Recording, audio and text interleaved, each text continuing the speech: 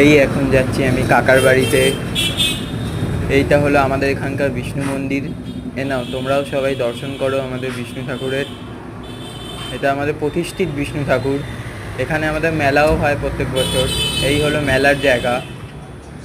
এই পুরো জায়গা জুড়েই মেলা হয়, আর এই জায়গায় আমরা মেলা দিয়েছিলাম এই বছরেই। এই এখন আমি মেন রাস্তায় উঠে গেছি, যাচ্ছি কাকার কাছে।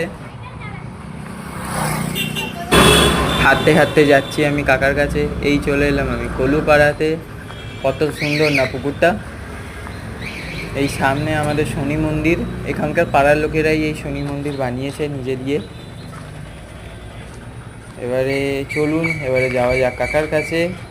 আমার এই জায়গাটা বেশ ভালো লাগে। উর্ফ হরির বাড়ি, ওটাও হরি বানিয়েছে। এই হলো আমাদের বাঘের বাড়ি।